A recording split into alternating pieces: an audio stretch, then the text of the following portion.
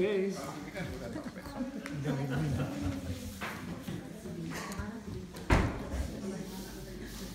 Esther.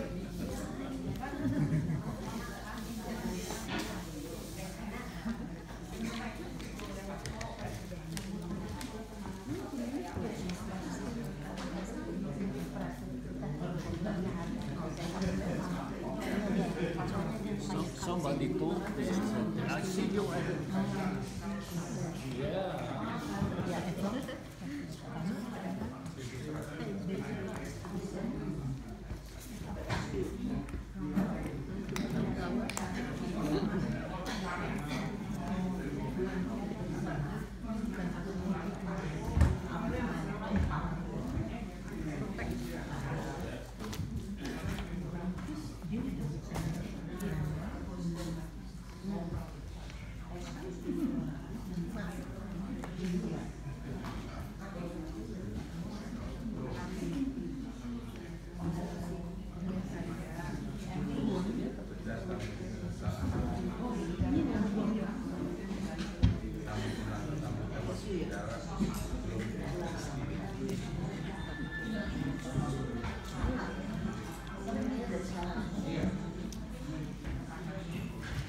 Oke, saudara-saudara, silakan kembali ke kursi masing-masing. Please return to your seats.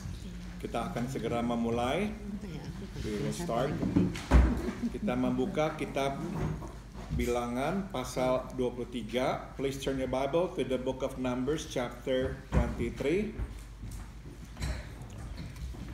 Kitab Bilangan pasal 23, the book of Numbers chapter 23, dan kita akan membaca ayat 11 hingga ayat 24.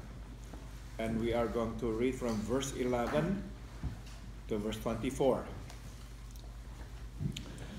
Mari kita membaca bersama-sama. Let's read this together. 1, 2, 3. Lalu berkatalah Balak kepada Bileam, apakah yang kau lakukan kepadaku ini?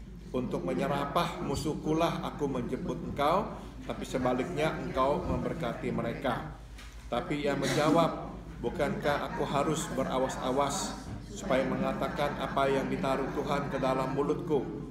Lalu Balak berkata kepadanya, baiklah, pergi bersama-sama dengan aku ke tempat lain, dan dari sana kau akan dapat melihat hanya bagiannya yang paling ujung, tapi seluruhnya tidak akan kau lihat. Serapalah mereka dari situ bagiku. Lalu dibawanyalah dia ke padang pengintai, ke puncak gunung Pisgah. Ia mendirikan 7 mezbah dan mempersembahkan seekor lembu jantan dan seekor domba jantan di atas setiap mezbah itu. Kemudian berkatalah ia kepada Balak, berdirilah di sini di samping korban bakaranmu, sedang aku hendak bertemu dengan Tuhan di situ. Lalu Tuhan menemui Bileam dan menaruh perkataan ke dalam mulutnya dan berfirman, kembalilah kepada Balak dan katakanlah demikian. Ketika ia sampai kepadanya, Balak masih berdiri di samping korban bakarannya bersama-sama dengan pemuka-pemuka Moab. Berkatalah Balak kepadanya, apakah yang difirmankan Tuhan? Lalu diucapkanlah sanjaknya, katanya, bangunlah hai Balak dan dengarlah. Pasanglah telingamu mendengarkan aku, ya anak Sipor. Allah bukanlah manusia sehingga ia berdusta, bukan anak manusia sehingga ia menyesal.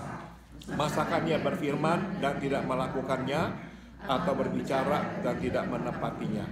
Ketahuilah, aku mendapat perintah untuk memberkati, dan apabila dia memberkati, maka aku tidak akan dapat membalikannya. Tidak ada ditengok kepincangan di antara keturunan Yakub, dan tidak dilihat kesukaran di antara orang Israel. Tuhan Allah mereka menyertai mereka, dan sorak-sorak karena raja ada di antara mereka. Allah yang membawa mereka keluar dari Mesir adalah bagi mereka seperti tanduk kekuatan lembu hutan. Sebab tidak ada mantra yang mempan terhadap Yakub, ataupun tendungan yang mempan terhadap Israel. Pada waktunya akan dikatakan kepada Yakub, begitu juga kepada Israel, keajaiban yang diperbuat Allah. Lihat, suatu bangsa yang bangkit seperti singa betina, dan yang berdiri tegak seperti singa jantan, yang tidak membaringkan dirinya sebelum ia memakan mangsanya dan meminum darah dari yang mati dibunuhnya. Mari kita berdoa. Let us pray. Bapa dalam surga, terima kasih di pagi hari ini Engkau memberikan kepada kami kesempatan membaca dan mendengarkan firman-Mu. We thank you, O Heavenly Father, that this morning you have given us this time to come and to read and to listen to your word. Biarlah Engkau menjelaskannya supaya kami mengerti. We pray, may you explain this to us so we will understand it. Dalam nama Tuhan Yesus kami berdoa. In the name of Jesus we all pray. Amin. Halaman 62, page 62, in the handout that you have in your hand. Mari kita memulai. Israel adalah umat Allah yang kudus. Bukan karena ketaatan dan kebaikannya, melainkan karena panggilan, tambahkan kata panggilan, dan kemurahan Tuhan. Israel is a holy people of God, but they're holy not because of their obedience and their goodness, but because of the call of God and the mercy of God. Kita pun kudus bukan karena kita taat dan baik, melainkan karena kita dipanggil dan dipisahkan oleh Tuhan. We too are holy, but not because we are obedient and good, but because we have been called and set apart by God. Inilah identitas kita sebagai umat Allah. So this is our identity as the people of God. Sebagai tauladan, tambahkan kata tauladan atau teladan, ya. Yang membuat orang seharusnya berkata tentang kita, ya. So this is our identity as the people of God. We are to be a model. A model that makes people say this about us. Seperti Bileam berkata tentang Israel. Exactly like what Balaam said about Israel. Sekiranya aku mati seperti matinya orang-orang jujur, dan sekiranya ajalku seperti ajal mereka. Let me die the death of the righteous, and may my end be like theirs. Stop dulu ya. Jadi saudara, di dalam nubuatan itu Bileam berkata tentang orang Israel, aduh, saya ini kalau mau mati ya, maunya mati seperti mereka, sebab mereka adalah orang yang benar atau orang yang jujur. Jadi saya mau mati seperti mereka. Begitu dia menghormati Israel, menjadikan Israel sebagai teladan, maka dia mau bukan saja hidupnya, tapi matinya seperti orang Israel. You see what Balaam or Bileam said here was that he really admired Israel. Yeah, through the word of God, he basically said that I want not only live like them, I want to die like them, because they are righteous people, they are honest people. So if I were to die, I would want to die like them. Ya, saudara, ini pujian yang luar biasa. This is actually a compliment, a praise. Bukan orang berkata tentang kita, aduh saya mau hidup seperti kamu. Bukan hanya itu. Tapi orang berkata, kalau sampai saya harus mati, saya mau matinya seperti kamu. You see? Not only people will say this about us, I want to live like you, because you have lived a good and honorable life. Not only that, but people will say about us, if I were to die, I would want to die like you. I would want to die like you. Jadi saudara, ini panggilan kita, inilah identitas kita sebagai umat Allah. So this is God's call and our identity as the people of God. Kita harus menjadi teladan. We are to be a model, a good witness to our Lord. So people will say that about us. If I were to die, I would want to die like you. Ya, sambung. Lewat nubuat pertama, Tuhan memperingati Balak untuk tidak maju terus melawannya bahwa Israel adalah umatnya, tapi Balak tidak menghiraukan. So, through this first prophecy, God warned Balak not to march on and fight him, and not to fight Israel, who is the people of God. But too bad, Balak paid no attention to it. He couldn't care less. Sayang sekali, Balak memanggil Nabi Tuhan, tapi tidak menghiraukan perkataan Tuhan. Tambahkan kata perkataan. Too bad. It is so unfortunate. Balak called a prophet of God, but he refused to hear the word of God. Kita pun sering melakukan kesalahan yang sama. We often commit the same mistakes. Kita memanggil Tuhan dan bertanya kepada Tuhan, tapi kita tidak mengindahkan jawabannya. We call on God, we ask God, but then we don't listen to His answer. So inilah pelajaran yang dapat kita petik. So it's a lesson that we can glean.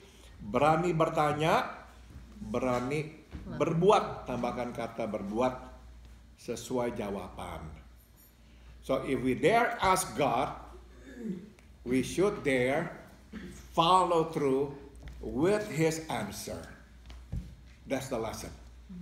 If we dare ask God, we should dare follow through with His answer.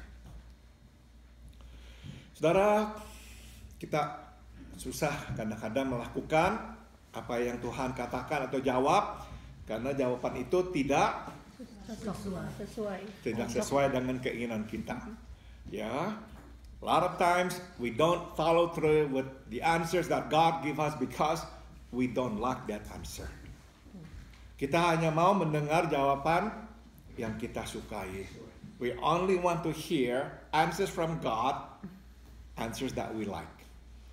Maka mesti kita berani untuk berbuat sesuai dengan jawaban.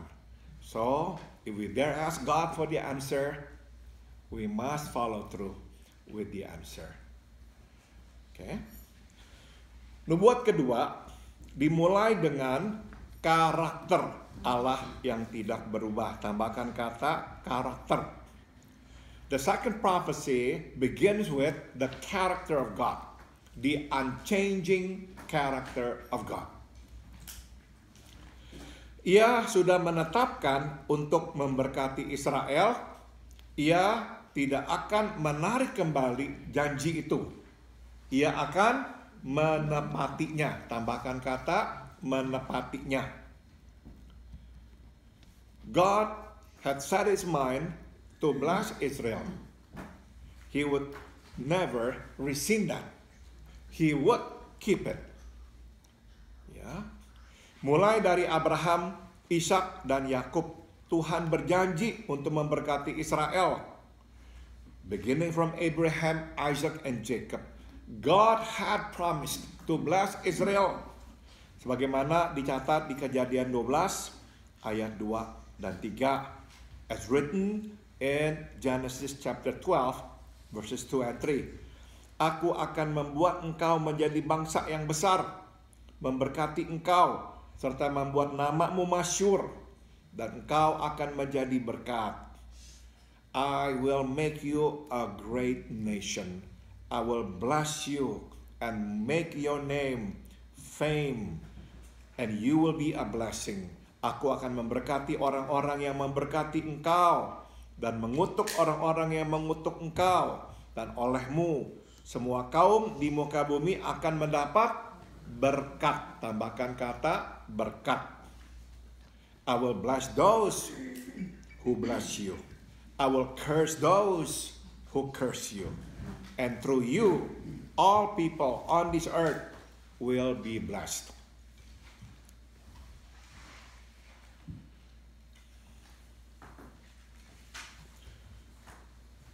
Saudara, karakter Allah tidak berubah. Jadi janji Allah juga tidak berubah. God's character is unchanging. And so is God's promise. Jadi bila ia berkata, dia akan memelihara kita seperti dia memelihara burung di udara. Dia akan memelihara kita.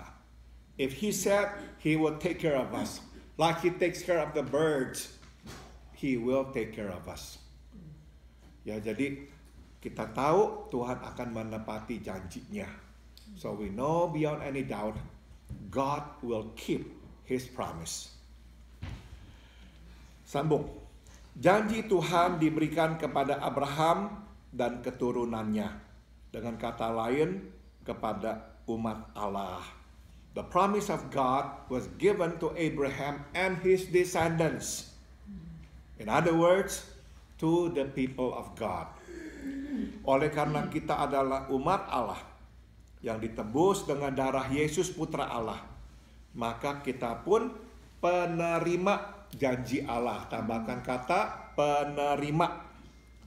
Because we are the people of God, redeemed by the blood of Jesus, the Son of God. We too are recipients of God's promise. Dia akan memberkati kita. He will bless us. Dia akan memberkati orang yang memberkati kita. He will bless those who bless us. Dan dia akan mengutuk orang yang mengutuk kita. And he will curse those who curse us. Sedemikian besar kasih Allah kepada kita. So you see how great God's love is toward us.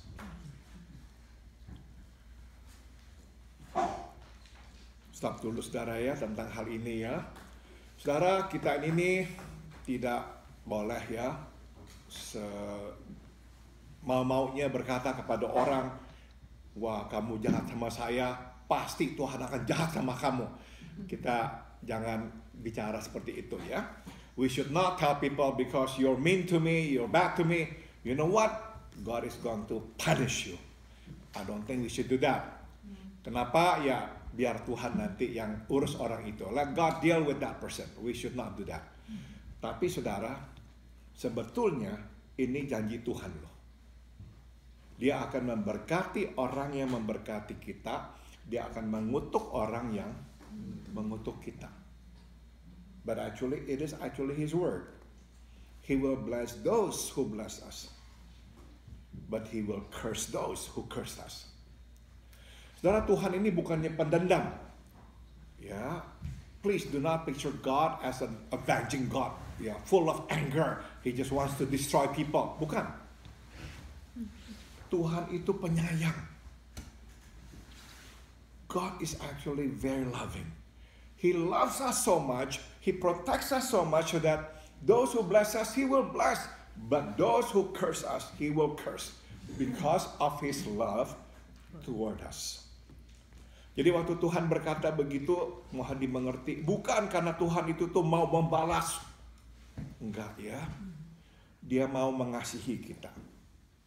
Begitu mengasihinya, sehingga siapa yang berbuat baik sama kita, Dia akan limpahkan kebaikan. Siapa berbuat jahat kepada kita, Dia akan limpahkan kejahatan. You see how great God love is toward us. He loves us so much that whoever bless us, He will bless. He loves us so much that whoever curses us, He will curse. Jadi, ini sebetulnya adalah perkataan Tuhan. So this is the word of God. Sekali lagi, kita sendiri jangan berkata begitu. Ya, biar Tuhan yang urus orang yang berbuat tidak baik kepada kita. We should not say that to people. Let God deal with them. But this is His word. Ya, this is His word. Saudara, lewat perkataan ini kita jadi belajar ya bahwa ternyata dunia ini nih nggak berjalan dengan bebas semau-maunya, enggak loh. Ada Tuhan yang mengawasi dan mengatur semuanya. So through this, we are reminded that life doesn't just go freely without any direction. No, God is governing life. He is God. He is governing life. He governs us so closely that He will see who bless us and who curse us. Kita lihat ya, Tuhan memerintah, mengatur, menguasai, begitu involve-nya, begitu terlibatnya, sehingga Dia melihat siapa memberkati kita dan Dia melihat siapa mengutuk kita. Oke, teruskan. Janji Tuhan diberikan kepada Abraham dan Hal berikut yang disampaikan lewat nubuat kedua ini adalah bahwa oleh karena Tuhan beserta Israel, maka Ia membuat Ia akan memberkati kita. Maaf. Jadi inilah pelajaran yang dapat kita petik. So here's the lesson that we can glean. Keadaan boleh berubah, tapi janji dan kasih Allah tidak pernah berubah. Tambahkan kata berubah. Here's the second lesson we can glean.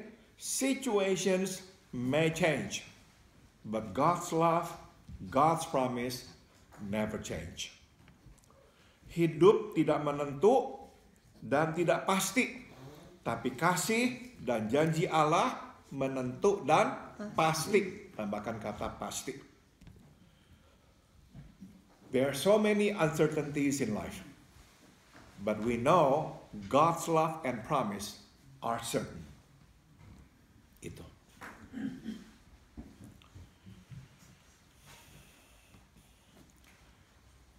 Waktu Papa Dr. James Dobson sudah tua, sakit-sakitan, satu hari dia itu mendapat kunjungan malaikat Tuhan. Dr. James Dobson, perhaps you have heard of his name. He's a Christian psychologist here in the U.S. He told a story about his dad. His dad, as you know, or maybe you have heard, he was a servant of God. He was a preacher. One day, when he was in bed, he was already sick. He called James Dobson and he said, Jim, today God appeared to me. Tuhan menampakkan diri kepada saya. Dan Tuhan berkata, saya akan memanggil engkau pulang. Tapi kamu jangan khawatir tentang istrimu. Aku akan memelihara istrimu. And God said this to me. He said to his son James, God said to me, I'm going to take you home. But don't you worry about your wife. I will take care of her. Nah saudara, tidak lama setelah itu, Papa Dr. James Dobson mengalami serangan jantung yang parah dan langsung meninggal dunia. Long after that, he suffered a massive heart attack and he passed away. Dan ini kata Dr. James Dobson, sampai mamanya tua dan sakit-sakitan, Tuhan pelihara. Tidak pernah kekurangan. Semua Tuhan cukupkan. And this is what Dr. James Dobson said. Until my mother died, God took care of her. God took care of her. Just like He promised my dad. Just like He promised my dad. Saudara, kita mungkin ada kekhawatiran tentang masa depan. Perhaps we do have worries about our future. Sebagai manusia, kita nggak memikirkan masa depan. Ya, as normal human beings, sometimes we think about the future.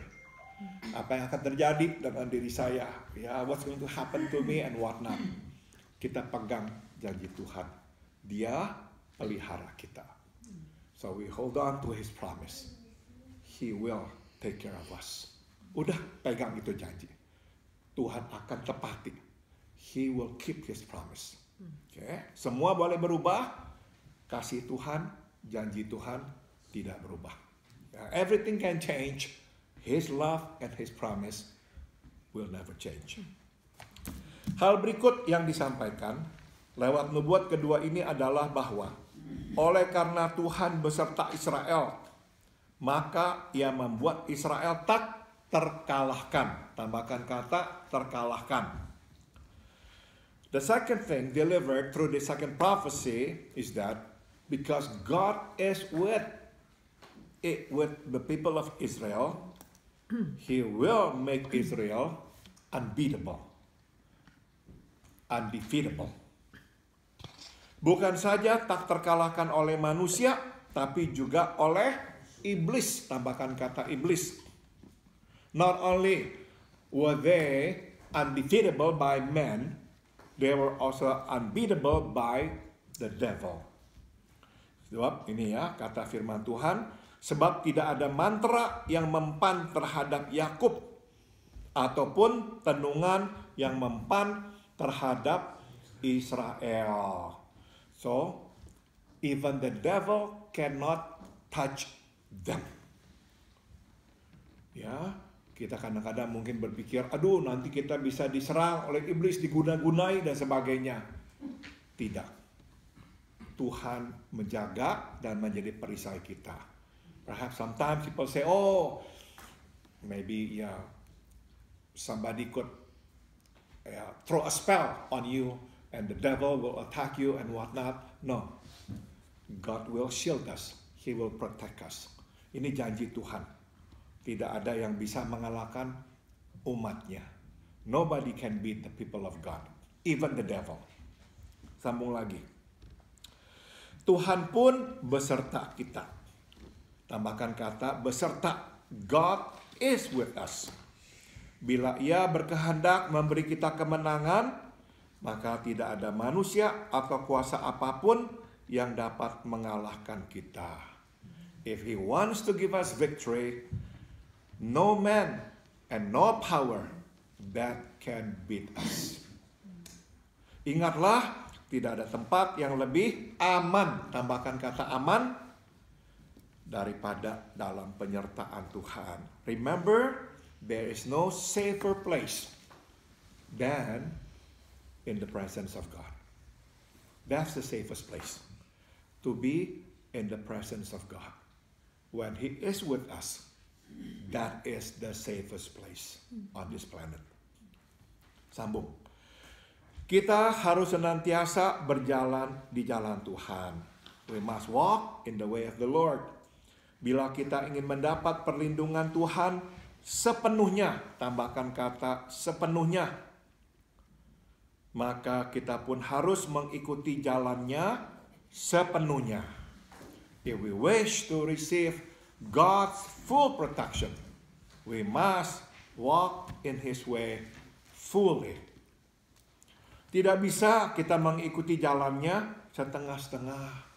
We cannot follow Him halfway, half-heartedly. Kadang karena takut, tambahkan kata takut,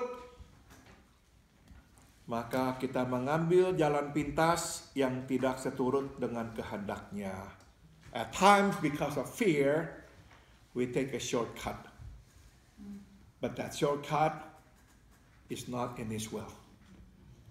Ada kalanya karena rakus, tambahkan kata rakus, kita pun tidak mengindahkan jalan Tuhan dan mengambil jalan sendiri. And sometimes because of greed, we stay away or we stray away from the way of the Lord and we take our own way. Kuasa Tuhan hanya diberikan sepenuhnya kepada kita bila kita mengikutinya sepenuhnya. Remember this, the power of God is only given to us fully if we follow Him fully. Kita tidak bisa berserah separuh, kita berserah sepenuhnya atau tidak sama sekali. Tambahkan kata tidak. So you see, we cannot surrender halfway. Either we surrender fully or we don't at all. Ya, jadi tidak ada di tengah-tengah, setengah-setengah, tidak. Begitu tidak sepenuhnya mengikuti Tuhan, kita tidak lagi mengikuti Tuhan. So the moment we say, okay, I'm not going to follow Him here, but I did follow Him there. No. The moment we say, I'm not going to follow Him here, that means we're not following Him at all. Jadi kita tidak akan menerima pimpinannya dan juga kuasanya. And if we do that, we will not receive His guidance and His power. Kita selesaikan. Let's end this. 2 kali Balak mendengar nubuat Bileam. Ini berarti 2 kali ia mendengar firman Tuhan, tambahkan kata firman. Twice Balak heard Balaam's prophecy. It means twice he heard the word of the Lord. Sayang, ia tetap tidak mengindahkannya. But too bad, he did not listen. Namun mungkin ada alasan lain mengapa Balak tidak menyerah. Tambahkan kata menyerah. But perhaps there's another reason why Balak did not want to give in. Ini dia. Ia berkeyakinan bahwa ia dapat mengubah, tambahkan kata mengubah, kehendak Tuhan supaya seturut dengan kehendaknya. Somehow he believed he could change the will of God to conform to his will. Nah, bukankah dosa yang sama sering kita perbuat pula? Don't we do the same thing? Tuhan sudah berkata, tidak, jangan. Kita tetap saja minta. God already said to us, no, stop. But then we keep asking him, because somehow we believe that we can change God's will. Tidak. Ya. Jadi, udah, kalau Tuhan sudah berkata, kita ikuti. So once God said something to us, that's it. Follow him. Just do it. Just do it. Oke, selesai. Ada yang mau komentar atau bertanya? Silakan. Oke, kalau nggak ada, kita akan akhiri sekarang. Oke. I'd like to ask the honor of Uncle Fred. Om Fred, can you lead us in prayer and closing? Yes. Lord Jesus, my heart is full of your praise, Lord. I thank you, Lord, for your word, Lord Jesus. Let it come in us, Lord. Strengthen us, Lord, with your word, Lord. And I thank you, Lord, for all these people who is here, Lord. Sometimes I didn't understand it, Lord, but at home I'm going to have my Dutch Bible of Holland and I'm going to read it over again, Lord. Lord, it is a blessing for us to be here, Lord. In this land, Lord, we call it the United States, and here we are foreigners, Lord. And we follow your will, Lord, not the will from the country, Lord Jesus. Lord, we thank you, Lord, for Brother Paul, Lord, that give us these words, Lord, and he strengthened us with his words. Thank you, Heer Jesus. Thank you, Lord Jesus, for everything what you have done for us, Lord, in this country. And I praise you and I thank you for all the things what you have done for us here, Lord. We praise you and thank you, Lord. In Jesus' name I pray, amen. Amen. Terima kasih Om.